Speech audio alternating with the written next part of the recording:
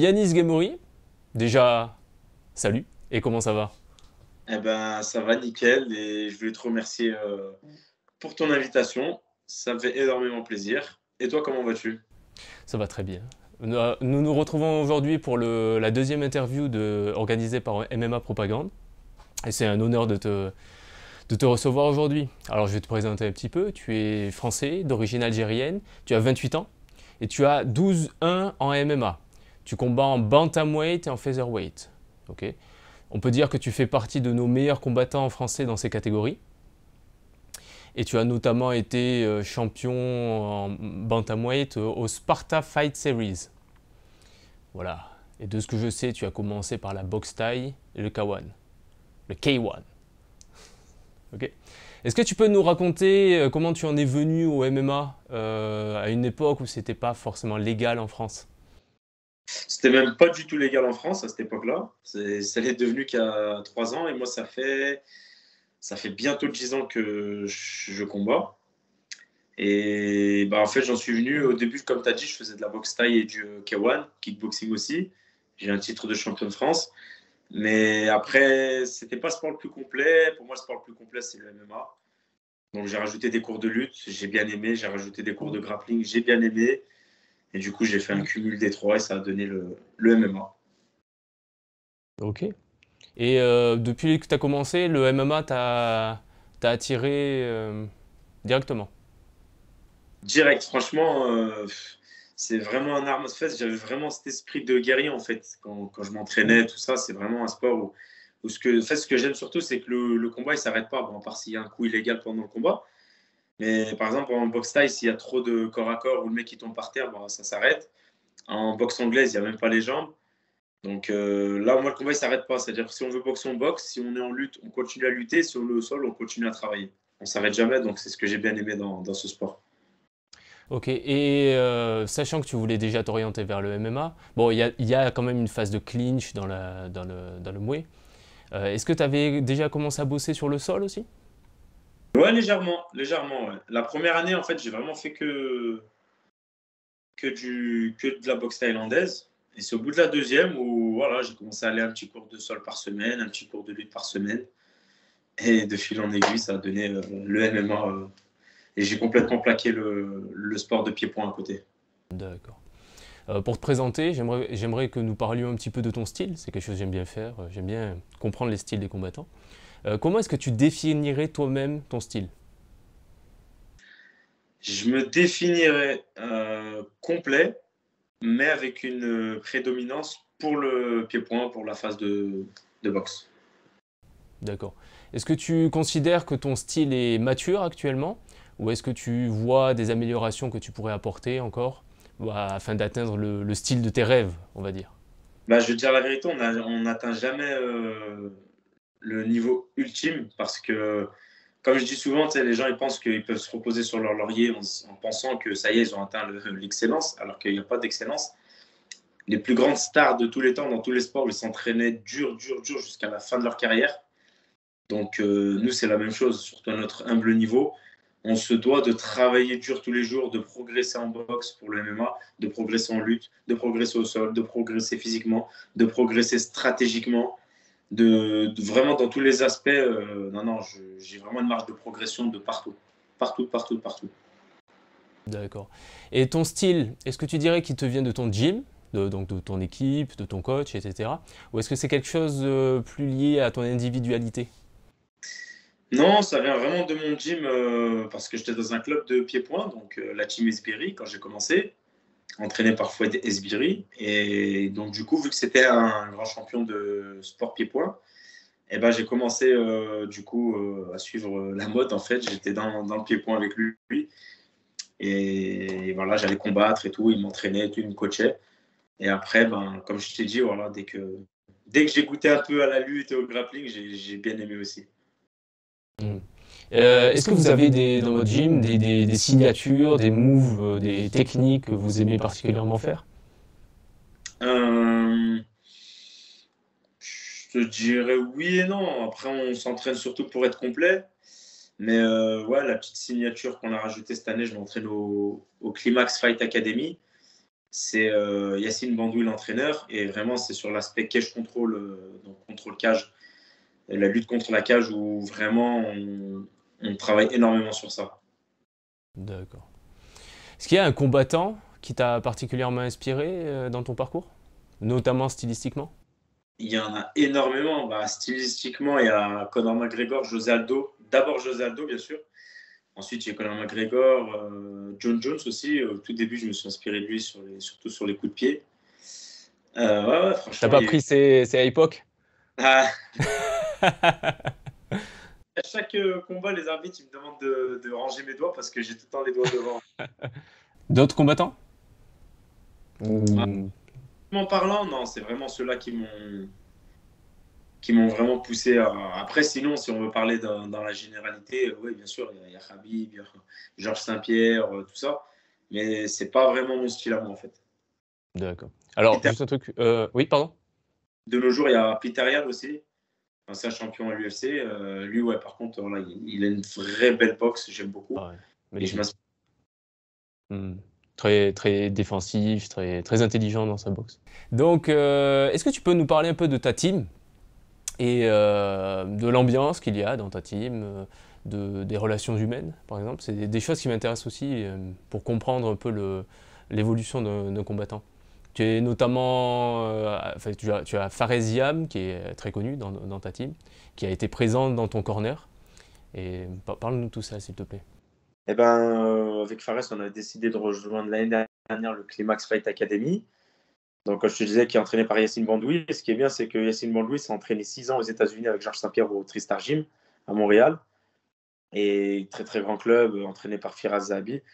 Donc, il nous a transmis, comme je te disais, sur le cage control, cet aspect du MMA qu'on découvre à chaque fois. De toute façon, on découvre de jour en jour. Et comme tu l'as dit, pour moi, l'ambiance, en fait, c'est très important dans une salle. Quand tu y vas, que tu t'y sens bien, qu'il n'y a pas d'ego, il n'y a pas de mauvais état d'esprit, on s'y sent bien. Et en fait, on a envie de. Voilà, quand on y est, on fait tout pour que le gars qui va combattre, on le pousse vers le haut, en fait. Si moi j'ai une date de combat et que les mecs ils en ont pas, bah, ils me rentrent dedans, ils me font vraiment la misère. Mais c'est pour m'aider pour que je puisse avoir un combat facile. Et vice versa, moi dès qu'un mec qui prépare son combat, je suis sans pitié avec lui. Je suis même encore plus sans pitié que quand c'est moi qui dois combattre, parce que je sais que c'est lui rendre en fait service que d'y aller à fond. Comme ça, quand il va arriver dans la cage, il va avoir cette facilité, on va dire. Il n'aura pas cette dureté. Et après voilà, on se voit même en dehors de l'entraînement, tout ça. Donc moi, j'aime bien l'ambiance qui y règne et c'est pour ça que je m'y sens bien. Tu dirais qu'il y a quelque chose de familial là-dedans? C'est ça, ouais, c'est vraiment familier. Si demain, il a besoin, j'ai un collègue à l'entraînement qui a besoin de moi, que ce soit Fares ou un autre, je serai là pour lui. Et vice-versa, je sais que si demain j'ai un souci quelconque, je peux compter sur eux, quoi. Ok, Il n'y a pas d'accord. que l'entraînement, en fait. Ok. Et est-ce que parfois vous discutez de technique, vous vous donnez des petits secrets, ou est-ce que certains essayent de garder leur petite... Ah non, non, non, franchement, Non? même à la fin des sparring, voilà, on fait un petit débriefing entre nous, des fois comme ça. Je sais pas, par exemple, ouais, t'as vu, à un moment donné, j'étais bloqué comme ça. Bah, quand tu m'as fait ça, c'était bien, j'arrivais plus à bouger, continue à le faire, ou tu vois. Ou même à l'inverse, ouais, à un moment donné, tu sais pourquoi j'ai réussi à te faire ça, c'est parce que bah, tu m'as laissé cet espace, tu as mis ta main comme ça, tu as mis ton bras comme ça, donc du coup, on fait des petits débriefings, ça arrive, ouais, ça arrive. Non, non, on n'est pas en mode je garde ma petite technique secrète, comme ça je le domine à chaque fois à l'entraînement. On s'en fout de dominer à l'entraînement, l'essentiel c'est de dominer le jour J dans la cage. Ouais, ok. Alors pour en revenir à ton palmarès, tu as une seule défaite qui est advenue il y a quelques années. Comment est-ce que tu l'as vécue cette défaite? Très très mal, franchement, en plus j'étais jeune, j'avais 20 ans. En fait, sur le coup, je réalisais pas trop, mais quand je vois au fil du temps mon avancée dans ce sport, je me dis, elle fait tâche quand même cette défaite. Là, je pouvais être à 13-0. Bah non, je suis à 12-1 et ce petit 1 là, il m'embête. On peut pas l'enlever, on peut pas revenir en arrière. Je l'ai très mal vécu, même les entraînements d'après, j'étais vraiment ailleurs. Et après, voilà, je suis retourné au travail. J'ai bossé sur le sol parce que j'avais perdu par soumission. Donc j'ai énormément bossé le sol pour plus que ça arrive et il faut plus que ça arrive. Ouais. Est-ce que tu dirais qu'elle t'a apporté des choses finalement? Ah ouais, ouais, franchement, j'ai vraiment changé ma manière de m'entraîner. J'ai vraiment compris qu'il fallait être complet, qu'on peut pas. Parce que moi, à l'époque, j'avais vraiment des lacunes au sol. Donc pour moi, c'était que le MMA. Je pensais que juste je pouvais boxer, avoir une bonne défense de lutte, un bon sprawl et que ça allait passer à chaque fois, tu vois. Ouais. Sauf que là, c'est pas passé. En plus, c'est moi qui avais emmené mon adversaire au sol, mais je suis allé dans un domaine, du coup, où je me suis mis tout seul dans la mouise et c'est lui qui en a profité, quoi. Tu te refais parfois le scénario en te disant peut-être que si j'étais resté debout, si j'avais juste travaillé en défense. Ouais, 8 ans après, j'ai encore des flashbacks comme ça, ou même quand je vais en parler, ou même quand on me dit, bah, à chaque fois que je vois mon palmarès ou qu'on me dit mon palmarès, comme toi tu viens de le faire, bah, immédiatement, tu as vu, je t'ai parlé du 1, tu vois, du petit 1 qui fait chier, tu vois, mais bon, c'est la vie, c'est comme ça, hein. Et tu penses quoi de cette, on va dire, de cette mode actuelle qui pousse les combattants à tout faire pour protéger leur statut d'invaincu, qui t'a parfois esquivé un peu les combats qui pourraient les faire grandir finalement? Ouais, c'est vrai, c'est vrai. Bah, en fait, ils veulent tous un peu faire comme Khabib, sortir invaincu. Mais Khabib est sorti invaincu en ayant battu tout le monde les meilleurs 70 kilos de la planète dans son domaine, il les a battus. Donc il n'a pas triché, il a pas voilà, il a vraiment écrasé tout le monde. Donc après voilà, comme tu as dit, à un moment donné, avoir que des combats faciles et se mentir à soi-même, c'est une chose. Et comme tu as dit, si tu veux vraiment progresser même pour toi et avoir un combat référence et un tremplin, faut à un moment donné taper des mecs aussi forts que toi. Ouais. Il y a quelques années, peut-être un peu moins que ça, tu t'es fait une blessure au coude. Voilà, tu as été opéré apparemment, tu avais un autre problème de pubalgie apparemment aussi. Comment as-tu vécu ce moment? Est-ce que ça a été aussi très impactant sur tes performances? En fait, la pubalgie, c'était simple. C'est une blessure qui m'a éloigné des terrains 1 an et demi. Je pouvais vraiment pas trop m'entraîner. Je pouvais pas. J'ai combattu que 1 an et demi après le début de cette blessure. Donc, C'était en quelle année ça? la pubalgie, elle s'est déclarée, je crois, c'était vers le mois de décembre, janvier de 2022. Ouais, janvier 2022, décembre 2021. Et j'ai recombattu que décembre 2022. Ok. Donc, ouais, c'est ça, 1 an. Mais je l'ai toujours au jour d'aujourd'hui, sauf que je l'ai beaucoup moins qu'avant, là. Les douleurs, elles sont quand même moins importantes. Je peux quand même m'entraîner et tout. Mais le coup de j'aurais su, je me serais jamais fait opérer parce que ça n'a rien changé à ma douleur, à mon état Ah ouais? physique. Non, ça n'a rien changé. J'ai toujours les mêmes douleurs. Ça craque toujours bizarrement à l'intérieur. Donc, je te mens pas que j'aurais su, enfin, après, on peut pas savoir, mais j'aurais su que ça aurait rien changé. J'aurais pas fait cette opération. Ouais. Mais bon, bah, faut vivre avec maintenant. Ouais, d'accord. Donc apparemment, tu serais parti t'entraîner aux États-Unis pendant une période. Qu'est-ce que ça t'a apporté? T'es allé au Sanford MMA, c'est ça? Donc maintenant, ça s'appelle le Kill Cliff. Ford, exactement. Et ben, ça m'a apporté, en fait, je vais pas mentir, pas comme tout le monde, mais comme la plupart des gens qui vont s'entraîner à l'étranger, surtout aux États-Unis, qui vont dire que oui, ça y est, en 3 semaines, un mois, je suis devenu une autre personne, techniquement, j'ai progressé, physiquement, non, ça c'est mensonge. Mais par contre, sur le mindset, moi, ça m'a vraiment apporté, c'est-à-dire sur ma mentalité, sur ma confiance en moi. En fait, j'ai vu que les Américains, ils ont grave confiance en eux. C'est-à-dire, des fois, même si le gars, il va être. Parce que moi, personnellement, techniquement, j'ai pas vu. Enfin, de ceux de ma catégorie, j'ai pas tourné avec des gens qui m'ont outrageusement dominé dans tous les domaines, tu vois. J'étais là. Et du coup, je me suis dit, mais en fait, ce qui fait la différence, c'est leur mindset à eux. Ils ont tout le temps confiance en eux. Même s'il va être moins fort que toi à la base, bah, vu qu'il a tellement confiance en lui, il peut faire de belles choses, il peut même te battre, tu vois. Et en fait, je me suis inculqué ça. En fait, il faut grave avoir confiance en soi comme eux. Eux, après, voilà, pour eux, c'est vraiment les meilleurs, c'est les plus beaux, c'est les plus forts. Mais la vérité, dans notre sport, c'est ce qu'il nous faut avant de monter dans une cage. D'accord, ça marche. Et parmi les combattants que tu as rencontrés là-bas, est-ce qu'il y en a un qui t'a particulièrement impressionné, en sparring notamment? Non, franchement, non. Après, j'ai pas tourné avec les lourds. J'ai juste fait un round de grappling avec Gilbert Burns, mais il est très très fort. C'est pas, enfin, c'est pas ma catégorie, mais après, à mon poids et tout, non, il n'y a pas de gars qui m'a impressionné, non. D'accord. Maintenant que tu as cette expérience, est-ce que tu penses qu'il est nécessaire pour un combattant français de partir hors des frontières de la France pour progresser? En fait, c'est peut-être pas pour progresser, mais pour un peu changer d'infrastructure, se professionnaliser. Voilà, quand tu vas là-bas, tu as énormément de monde. Alors des fois, ici en France, on arrive à la salle, on est 5, 6, et on se connaît tous, alors que là-bas, il y a de quoi faire, tu vois. Donc, quand même, il faut quand même voir aller, ce qui se passe, aller voir ce qui se passe un peu ailleurs. Après, ça ne veut pas dire qu'il faut forcément aller vivre là-bas et tout le temps, quoi. Mais y aller faire des petits stages de temps en temps, je trouve que c'est bien. Ok. Pour en revenir à ton palmarès, tu as, parmi tes victoires, tu as 3 KO, 4 soumissions et 5 décisions. Ça montre à quel point tu es un danger à tous les niveaux. Quel est ton but lorsque tu combats? Est-ce que ton but, c'est la finition à tout prix? Est-ce que c'est de faire du spectacle pour te faire remarquer, notamment des présidents d'organisation, par exemple? Ou est-ce que c'est de gagner, tout simplement? Bah, moi, je ne te mens pas que c'est de gagner. Et même quand je coach des gars, je leur dis, mettez-vous pas de pression. Ouais, il faut que je le finisse au deuxième round, au premier round, soumission au KO. Je dis, plus tu vas chercher ça, moins ça va arriver. Concentre-toi sur ton game plan.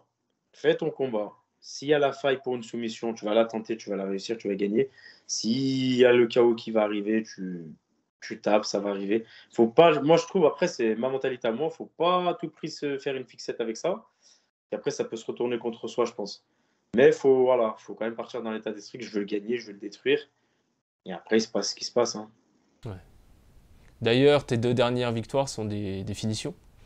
Donc là, ça répond un peu à ma question suivante. J'imagine que tu n'as pas cherché à finir à tout prix, c'est juste que l'ouverture était là et tu as réussi. Exactement. En fait, là, le défaut avec mes combats précédents, c'est que je voulais trop finir les combats, comme je te disais, et je les finissais pas. Et du coup,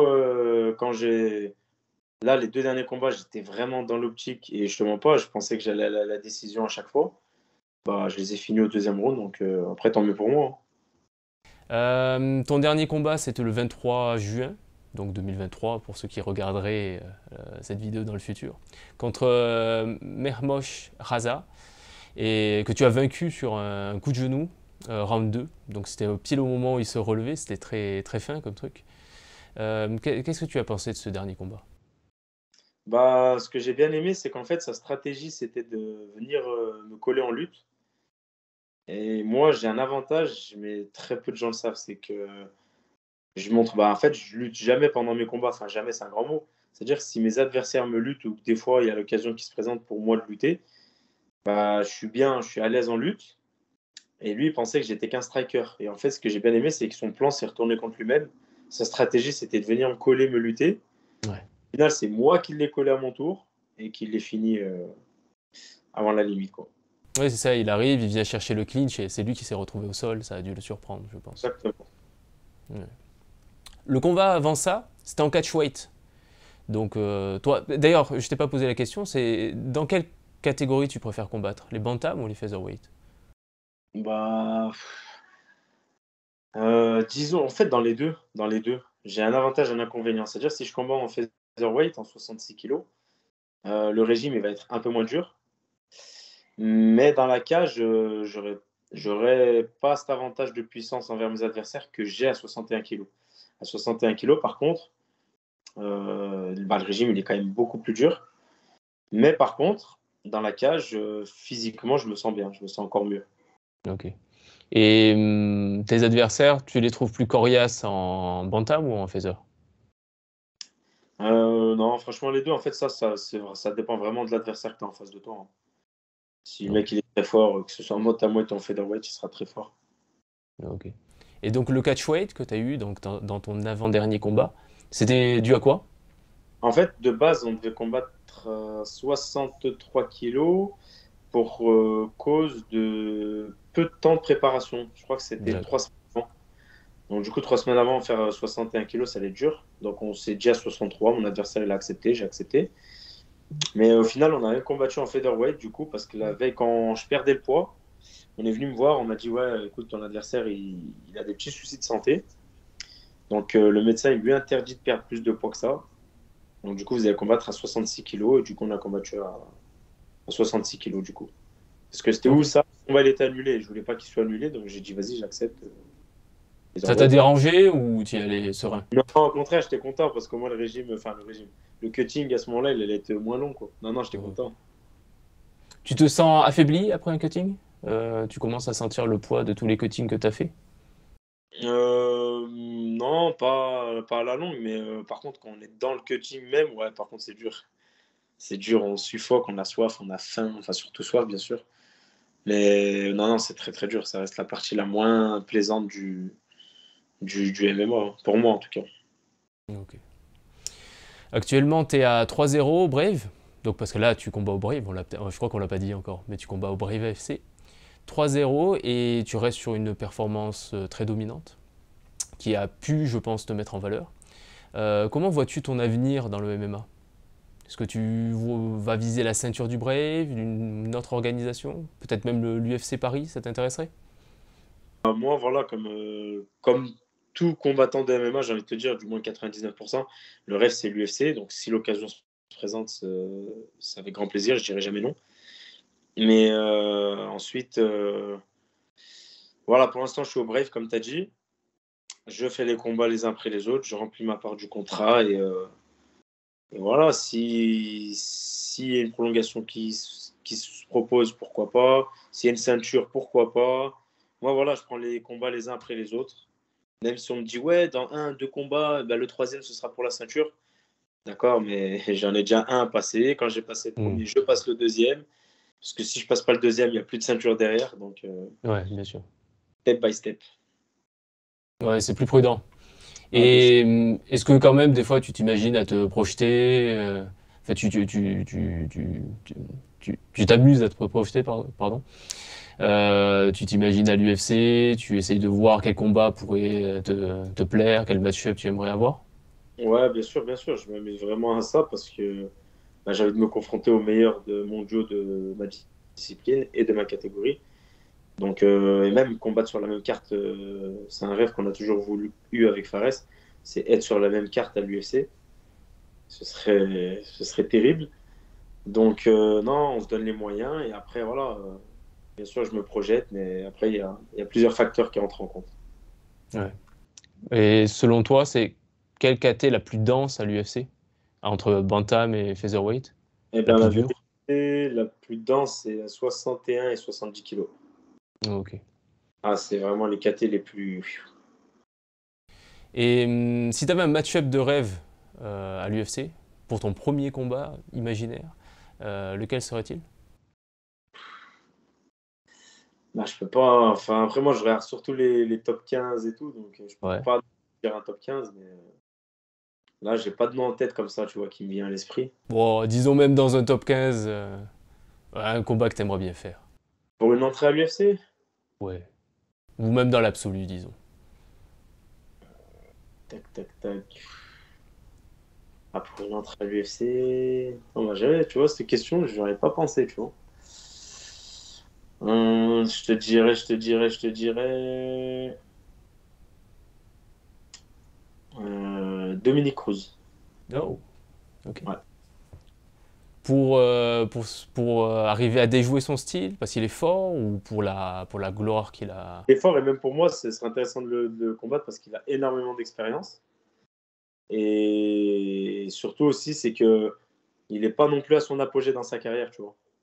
Ouais. Donc, moi, quand même, il faut quand même que si je vais à l'UFC, il faut quand même que je me fasse la main. Je ne vais pas arriver et prendre le top 3, tu vois. Donc ouais, Dominique Cruz, avec son expérience et tout, son style aussi que j'aime bien, ça pourrait faire un bon combat. Ok. On lui dira. Donc toi, tu t'entraînes à Lyon. Les Lyonnais aiment beaucoup parler de Lyon. Et il faut que tu saches qu'une partie de mes questions a été écrite par un Lyonnais. Donc il faut que je te demande, est-ce que tu penses que dans l'avenir, la région lyonnaise et le MMA lyonnais va devenir le fer de lance de la France dans ce sport? Bah, j'espère en tout cas, mais je te mens pas qu'il y a beaucoup de jeunes amateurs qui arrivent sur Lyon, qui pour l'instant sont amateurs, vont faire la transition en professionnel. Et franchement, ouais, j'ai confiance en l'avenir du MMA lyonnais. Ouais. Ok. Euh, Là, nous allons passer sur Internet, sur YouTube notamment. À notre époque, les réseaux sociaux jouent une part particulièrement importante dans tous les corps de métier finalement, pas que dans le sport, tout ça, mais partout. Et dans le MMA, c'est particulièrement vrai. Il y a énormément de gens qui se font remarquer juste parce qu'ils savent trash talker, juste parce qu'ils savent se servir de Twitter au bon moment, par exemple. C'est vrai. Est-ce que tu as un plan de communication, une stratégie de communication par rapport à ça? Non, franchement, aucune. J'essaie de simplement de rester moi-même et voilà, d'être courtois, d'être poli, d'être des fois drôle, d'être voilà. Non, franchement, j'ai pas de méthode spécifique. Je reste moi-même et voilà. Moi, je sais que les personnes qui me suivent, bah, c'est vraiment parce qu'elles m'apprécient pour ce que je suis, tu vois.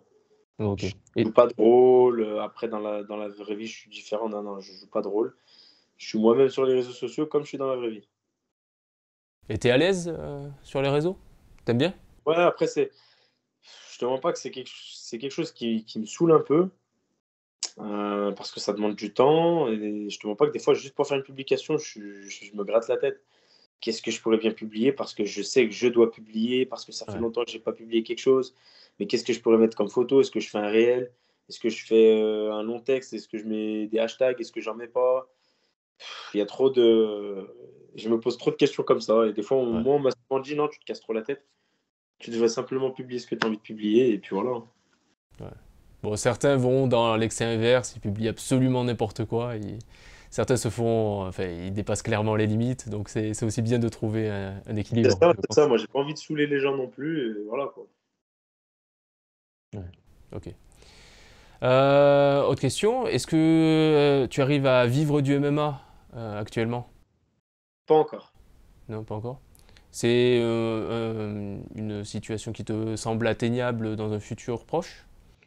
Bah, du moins, c'est atteignable pour tout le monde. Il faut juste se donner les moyens et saisir les opportunités au bon moment quand elles se présentent. Et puis Ok. voilà, il faut l'aide des sponsors. Il y a aussi les organisations où tu combats. Est-ce qu'ils te payent bien? Est-ce qu'ils ne te payent pas assez? Il y a vraiment tout un tas de choses. Ok. Et donc, t'as des sponsors qui te soutiennent? Ouais, j'ai NutriPerf, Ouais. Big Jam qui me sponsorise en nutrition. C'est aussi mon préparateur physique. Sur les compléments alimentaires aussi, NutriPerf. J'ai la société Kodia aussi. J'ai iOne aussi dans les équipements sportifs. Donc, non, non, sur ça, ça va. Ça commence à se développer petit à petit. Ouais. Est-ce que c'est dur pour un jeune combattant de trouver des sponsors en France? Franchement, je te mens pas que c'est dur, ouais, parce que quand t'as pas beaucoup de combats, donc du coup, t'es pas assez connu, donc du coup, tu passes pas dans les chaînes de télé, Ouais. et donc du coup, t'es pas dans les grosses orgas, et du coup, bah, le mec, il se dit, bah, qu'est-ce que j'y gagne en fait à te sponsoriser, quoi. Est-ce que tu crois que c'est particulièrement le cas en France, cette situation, avec les jeunes combattants qui sont pas assez médiatisés, en tout cas selon moi, qui ne sont pas assez médiatisés, ou est-ce que c'est un truc global partout dans le monde? Non, après, en France, ça reste toujours plus compliqué. Parce que des fois, je voyais des combattants amateurs aux États-Unis qui avaient un salaire qui tombait tous les mois, quoi. Ouais. Pourtant, c'est qu'un amateur, mais voilà. Le marché américain, il est quand même différent du marché français. Ok. Bon, voilà, on fait officiellement un petit appel aux sponsors, aux entreprises qui voudraient s'impliquer dans le milieu du MMA. Il faut savoir aussi que c'est défiscalisé, hein, donc au niveau des impôts, ils ne vont pas plus payer, au contraire. On peut le dire. C'est un avantage. Ouais. Bon, pour en revenir au combat, on va revenir au combat quand même un petit peu. Jusque-là, dans ta carrière, quel est l'adversaire le plus coriace que tu as rencontré? Je dirais, je dirais Vladislav Novitski, un Biélorusse que j'ai combattu en Biélorussie. C'était mon premier combat au Brave. C'était des conditions. J'étais chez lui en Biélorussie. Il était sur 7 victoires par KO sur ses 9 victoires en tout. Donc ouais, ouais, franchement, il voulait pas tomber. Il a rien lâché. Il a été là. Il a été même plus présent que ce que je pensais, tu vois. Ouais. Je pensais vraiment que ça allait être un combat plus facile pour moi. Et au final, ça l'a pas été du tout. J'ai vu le combat, vous avez échangé pas mal de low kick. Ah, même au sol, hein, il a rien lâché. Il a pris des coups de coude. Je pensais qu'il allait saigner. Ça l'a même pas ouvert. Il était un peu Ah ouais. gonflé, mais pas ouvert. Ah ouais. Il y a des gens comme ça. Ah ouais, non, non, il était vraiment dur au mal, hein. Ouais. Et au début de ta carrière, tu as combattu quelqu'un qu'on connaît bien dans le milieu du MMA français. C'est Amin Ayoub. Quels sont tes souvenirs de ce combat? Pareil, c'était dur, hein. Franchement, c'était dur. Je me souviens qu'il me casse le nez au premier round Ouais. sur un backfist. Et non, non, c'était un combat dur, hein. Et en plus, c'était, si je dis pas de bêtises, mon troisième combat. Ouais, je crois que c'était ça. J'ai fait ouais, c'était ça, c'était mon troisième combat. Et franchement, au niveau expérience, bah, je pense que ça m'a vraiment apporté énormément au niveau expérience ce combat. Vous vous êtes revus depuis? Oui, bien sûr, on s'est revu plusieurs fois. Après, on a même combattu sur le même événement en France, au LFC. Non, non, franchement, on s'est revus, on est resté en contact. Ouais. Ok. Allez, les petites dernières questions. Tu regardes beaucoup de combats? De l'UFC ou autre? Que ceux qui m'intéressent. Par exemple, s'il y a un événement UFC, je ne vais pas regarder toute la carte, je vais regarder Ok. que les noms que je connais et qui m'intéressent. Ouais. J'imagine que tu seras là pour voir l'UFC 290 avec Volkanovski contre Yair Rodriguez. Voilà, ça va être un sacré combat celui-là. Ouais. Alors, ton prono? Volkanovski gagne à la décision normalement. Ok. Ouais. Et, Et facilement ou... qui vois-tu gagner, toi? Moi, je vois Volkanovski aussi. Et je vois un arrêt. Je pense qu'il va jouer le grappleur, il va y aller en lutte. Tu sais quoi? Moi, j'ai hésité entre finish de Volkanovski au 4 ou au 5e round Ouais. ou une décision. Mais en tout cas, c'est pour Volkan. Après, on peut se tromper, hein. On a bien vu contre Islam, on était à deux doigts de se tromper. Il a failli tous nous faire mentir. Donc, non, non. Moi, en tout cas, je vois Volkan. Vraiment, moi, je pense que justement, le combat contre Makhachev, je pense qu'il s'est découvert vraiment en tant que lutteur. Ouais, c'est Il vrai. a vraiment vu qu'il pouvait faire des trucs incroyables. Et je pense que là, il va savourer ces nouveaux skills. Bah, non, franchement, il m'en a. Moi, personnellement, je pensais contre Islam, il allait perdre au 2 ou 3e round maximum. Et bon, ça, c'est pour une de tes KT. Et pour l'autre, Sterling contre O'Malley. Qu'est-ce que tu Sterling. vois? Ouais, Sterling? Sterling. Ouais. C'est le mal aimé, mais il est très très fort. Ouais. Il est vraiment très très fort. Et tu vois un finish? Ouais, franchement, je vois Sterling. En plus, c'est une ceinture. Ouais, moi, je vois Sterling avant la limite. Je le vois soumettre au Malais. Je te dis la vérité. Ok. Moi, je vois peut-être une surprise d'O'Malley, honnêtement. Mais c'est vrai qu'il a un style. Stylistiquement, Ouais, ouais, il a un style, il est grand, il est longiligne, il se c'est ça. déplace beaucoup, il change de garde. Ouais, il peut être embêtant. Bon, on va s'arrêter là. Je vais te laisser aller te reposer. Si tu as quelque chose à dire, c'est le moment. Ben, comme d'habitude, comme à chaque fin d'interview ou quoi, dédicace à toute ma salle, ma famille, mes amis. Merci à toi de m'avoir invité ce soir pour Yes. l'interview. Grosse Avec force à plaisir. vous. Et merci aussi à ma salle, le sponsor que j'ai présenté tout à l'heure, mon management, tout le monde. Tout le monde, tout le monde, tout le monde.